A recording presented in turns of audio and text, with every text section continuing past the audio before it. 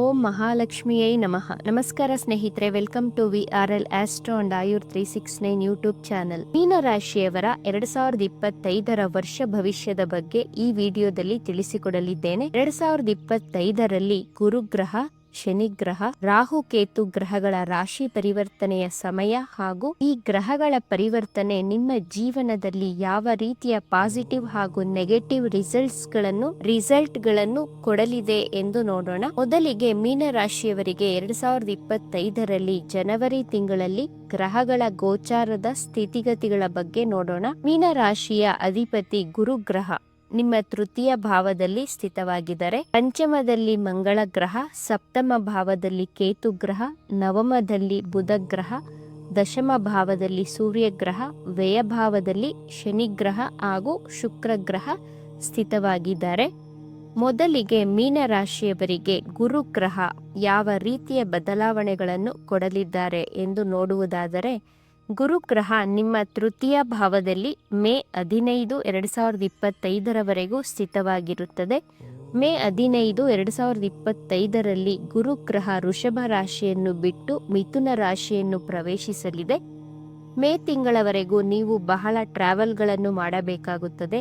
Short ಟ್ರಾವೆಲ್ಗಳನ್ನು ಮಾಡುತ್ತೀರಾ. ನಿಮ್ಮ ಕೆಲಸ ಕಾರ್ಯಗಳಲ್ಲಿ ಜವಾಬ್ದಾರಿಗಳನ್ನು ಗುರುಗ್ರಹ ಕೊಡುತ್ತಾರೆ. ನಿಮ್ಮ ಕೆಲಸ ಕಾರ್ಯಗಳಲ್ಲಿ ಜವಾಬ್ದಾರಿಗಳು ಹೆಚ್ಚಾಗಿರುತ್ತದೆ. 24 ಗಂಟೆಗಳಲ್ಲಿ 12ರಿಂದ 14 ಗಂಟೆ ಕೆಲಸ ಮಾಡಿದರೂ ಸಹ ನಿಮ್ಮ ಶ್ರಮಕ್ಕೆ ತಕ್ಕಂತಹ ಪ್ರತಿಫಲಗಳು ಸಿಗುವುದಿಲ್ಲ. ನೀವು ಎಷ್ಟೇ ಎಫರ್ಟ್ ಹಾಕಿ ಕೆಲಸ ಮಾಡಿದರೂ ನೀವು ನಿರೀಕ್ಷಿಸಿದಂತಹ ರಿಸಲ್ಟ್ಗಳು, ಸಕ್ಸಸ್ಗಳು ನಿಮಗೆ ಸಿಕ್ಕಿರುವುದಿಲ್ಲ. ಮೇ ತಿಂಗಳವರೆಗೂ ಓವರ್ ಟೈಮ್ ಕೆಲಸ ಮಾಡಿದರೂ ನಿಮಗೆ ಸ್ಯಾಟಿಸ್ಫ್ಯಾಕ್ಷನ್ ಇರುವುದಿಲ್ಲ. ಒಂದು ರೀತಿಯ ಡಿಸ್ಸ್ಯಾಟಿಸ್ಫ್ಯಾಕ್ಷನ್ ನಿಮ್ಮ ಜೀವನದಲ್ಲಿ ಮಿಡ್ ಮೇವರೆಗೂ ಇದ್ದೇ ಇರುತ್ತದೆ. ಮೇ 15, 2025ಕ್ಕೆ ಗುರುಗ್ರಹ ನಿಮ್ಮ ತೃತೀಯ ಭಾವದಿಂದ ಚತುರ್ಥ ಭಾವಕ್ಕೆ ಪ್ರವೇಶಿಸಿದಾಗ ಮೊದಲು ನಿಮ್ಮ ತಾಯಿಯ ಜೊತೆ ಪ್ರೀತಿ, ಬಾಂಧವ್ಯ, ಅನ್ಯೋನ್ಯತೆ ಹೆಚ್ಚಾಗುತ್ತದೆ. ನಿಮ್ಮ ತಾಯಿಯ ಆರೋಗ್ಯದಲ್ಲಿ ಚೇತರಿಕೆಯನ್ನು ಕಾಣ್ತೀರಾ.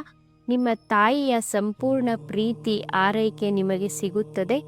ನಿಮ್ಮ ಮನಸ್ಸಿನ ಟೆನ್ಷನ್ಗಳು, ಸ್ಟ್ರೆಸ್ಗಳು, ಡಿಪ್ರೆಷನ್ಗಳು, ಡಿಸ್ಸ್ಯಾಟಿಸ್ಫ್ಯಾಕ್ಷನ್ಗೆ ಮುಕ್ತಿ ಸಿಗುತ್ತದೆ. ನಿಮ್ಮ ಮನಸ್ಸಿಗೆ ನೆಮ್ಮದಿ, ಶಾಂತಿ ಸಿಗುತ್ತದೆ. ನಿಮ್ಮ ತಾಯಿಯ ಆರೋಗ್ಯದಲ್ಲಿ ಚೇತರಿಕೆಯನ್ನು ಕಾಣುತ್ತೀರಾ. ಗುರು ಚತುರ್ಥ ಭಾವದಲ್ಲಿ ಸಂಚಾರ ಮಾಡಿದಾಗ ನಿಮಗೆ ಭೂಮಿ, ವಾಹನ, ಭವನ ಖರೀದಿ ಯೋಗವಿರುತ್ತದೆ. ಹೊಸ ಜಮೀನುಗಳನ್ನು, ಸೈಟ್ ಖರೀದಿ ಮಾಡುವ ಯೋಗ ಮೇ ತಿಂಗಳ ನಂತರ ತೋರಿಸ್ತಾ ಇದೆ. ಚತುರ್ಥದಲ್ಲಿನ ಗುರು ನಿಮ್ಮ ದಶಮ ಭಾವಕ್ಕೆ ದೃಷ್ಟಿಸುತ್ತಿರುವುದರಿಂದ ನಿಮ್ಮ ಉದ್ಯೋಗದಲ್ಲಿ ಉತ್ತಮ ಯಶಸ್ಸನ್ನು ಕಾಣುತ್ತೀರಾ. ಮನೆಯಲ್ಲಿ ಕುಳಿತು ಏನನ್ನಾದರೂ ದುಡಿಮೆ ಮಾಡಬೇಕು ಅಂದುಕೊಂಡಿರುವವರಿಗೆ ಮೇ ತಿಂಗಳ ನಂತರ ಎಕ್ಸಲೆಂಟ್ ಟೈಮ್ ಅಂತ ಹೇಳಬಹುದು. ಒಳ್ಳೆ ಅರ್ನಿಂಗ್ ಅನ್ನು ಮಾಡ್ತೀರಾ ಈ ಟೈಮ್ ಪೀರಿಯಡ್ ಅಲ್ಲಿ. ಗುರುವಿನ ದೃಷ್ಟಿ ನಿಮ್ಮ ಅಷ್ಟಮ ಭಾವದ ಮೇಲಿರುವುದರಿಂದ ಮೀನರಾಶಿಯವರು ಅಕ್ಕಲ್ ಸೈನ್ಸ್, ಅಸ್ಟ್ರಾಲಜಿ, ಟ್ಯಾರೋ ರೀಡಿಂಗ್, ವಾಸ್ತು, ರಿಸರ್ಚ್ ಓರಿಯೆಂಟೆಡ್ ಸಬ್ಜೆಕ್ಟ್ಗಳಲ್ಲಿ ಕಲಿಯುವುದರ ಕಡೆ ನಿಮ್ಮ ಮನಸ್ಸು ವಾಲುತ್ತದೆ. ಮೇ ತಿಂಗಳ ನಂತರ ನಿಮಗೆ ಡೈಜೆಷನ್ ಪ್ರಾಬ್ಲಮ್ಗಳು ಬರುವುದರಿಂದ ಹೆಲ್ದಿ ಫುಡ್ ಹ್ಯಾಬಿಟ್ಸ್ಗಳನ್ನು ಫಾಲೋ ಮಾಡಿ. ಗುರುಗ್ರಹದ ದೃಷ್ಟಿ ನಿಮ್ಮ ವ್ಯಯಭಾವಕ್ಕೂ ಬೀಳುತ್ತಿರುವುದರಿಂದ ಅನಾವಶ್ಯಕ ಖರ್ಚುಗಳು ಹೆಚ್ಚಾಗಬಹುದು.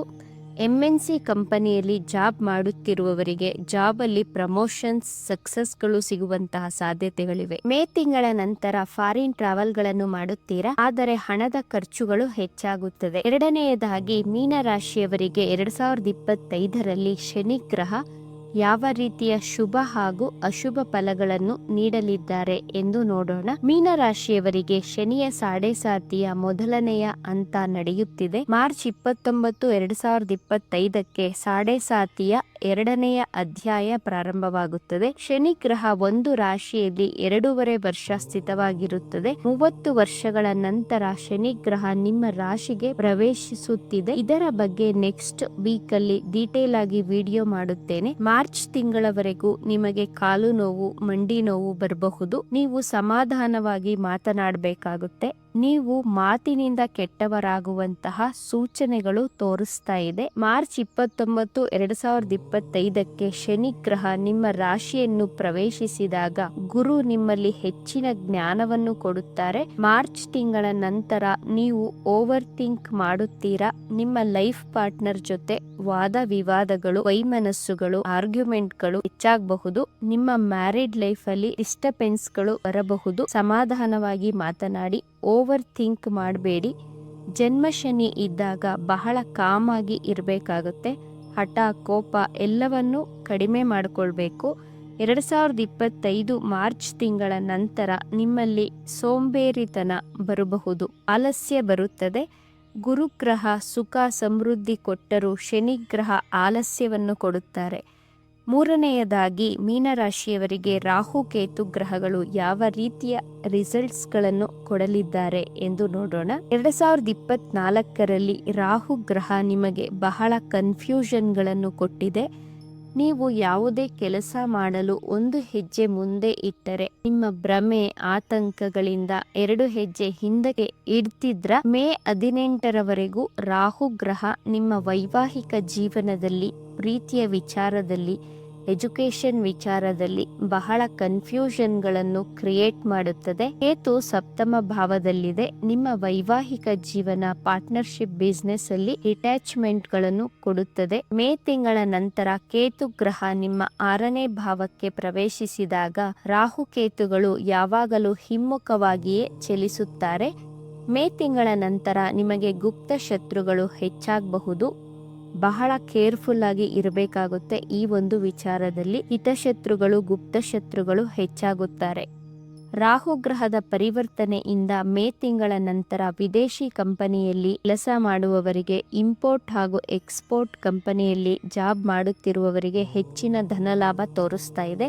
2025ರಲ್ಲಿ ರಾಹು ಗುರುವಿನಿಂದ ಭರ್ಜರಿ ಲಾಭವಾಗಲಿದೆ. ಗುಪ್ತ ಶತ್ರುಗಳ ಕಾಟ ಕಡಿಮೆಯಾಗಲು ಪ್ರತಿ ಗುರುವಾರ 4 kg ಹುರುಳಿಕಾಳನ್ನು ಬಡವರಿಗೆ ದಾನ ಮಾಡಿ ಅಥವಾ 7 ಬಾಳೆಹಣ್ಣನ್ನು ದಾನ ಮಾಡಿ.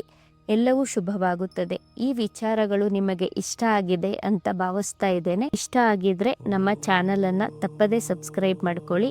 ಈ ವಿಡಿಯೋಗೆ ಒಂದು ಲೈಕ್ ಕೊಡೋದನ್ನ ಮರಿಬೇಡಿ. ಈ ವಿಡಿಯೋವನ್ನು ನಿಮ್ಮ ಫ್ರೆಂಡ್ಸ್ ಅಂಡ್ ಫ್ಯಾಮಿಲಿ ಗ್ರೂಪ್ ಅಲ್ಲಿ ಹೆಚ್ಚು ಶೇರ್ ಮಾಡಿ. ನಿಮ್ಮ ಅಭಿಪ್ರಾಯಗಳನ್ನು ತಪ್ಪದೇ ಕಮೆಂಟ್ ಮಾಡಿ. Thank you friends.